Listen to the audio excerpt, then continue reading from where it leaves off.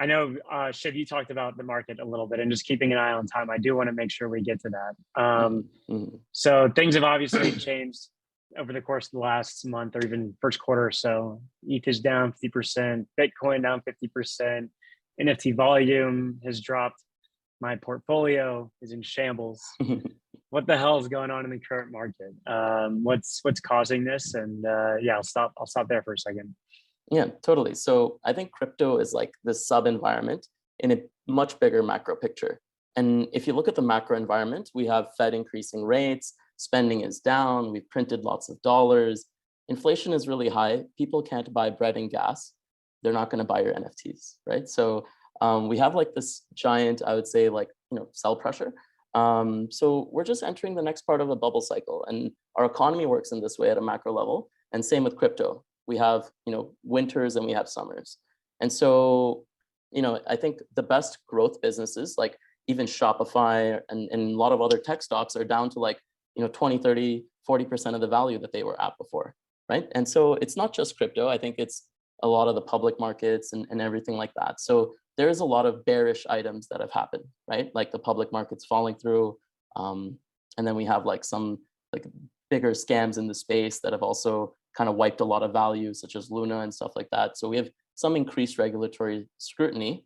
But I think we'll start to see bullish events happen as well, like throughout this recession and stuff like that. You'll start to see Feds dropping rates eventually, creating buy pressure, or like ETH merge happens, which another like bullish event and stuff like that. So nothing has really changed in terms of adoption though, and utility. Those are the things to focus on. And I think it's the best time as ever to kind of take a look at this market and find real value. Now you'll find real signals instead of those types of signals where people are just buying to sell later. So I think now we'll figure out where the real value really lies for builders, Yeah, especially. maybe just jumping into that last part. You said now is the best time. Just expand on that a little bit more. What sort of signals? Why do you see this as a true opportune time for brands? Totally. So I think if you look at the last crypto winter, that's when some of the biggest projects were started that then created the DeFi boom. So Uniswap was started, took 2 years to build, and then last year that created a huge boom in this market, right? So I think in this type of market, you'll see no more nonsense projects, no more founders coming up with one-liners and then raising millions of dollars, right? Instead, you're going to see more focus on fundamentals.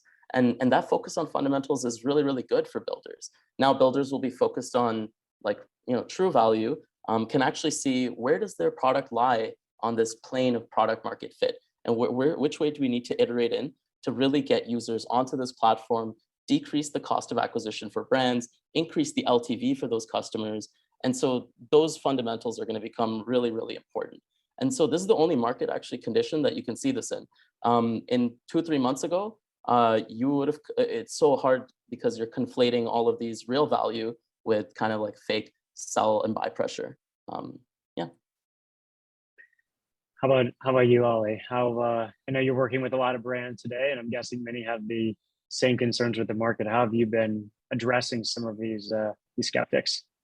Yeah, look, I think Shiv said it beautifully there. So like make total sense with what he says. And then what's interesting on our side, because we're working with a lot of like traditional brands that already have a business up and running, and this is an extension of it, rather than someone that's like starting up and trying to launch a Web3 company. Our chain is, there are many chains out there that sort of offering grants, and a lot of their value proposition in like getting activity on their chain is around the grants that can help like with those startup costs. They're less compelling to an existing brand. Getting 50 grand to build your project somewhere is like not nearly as compelling as some other value that a chain can add to you. And I think as a result, we're already dealing with people that are trying to deliberately and have a measured approach and thoughtful approach, rather than saying, I got to get in now because this thing's hot.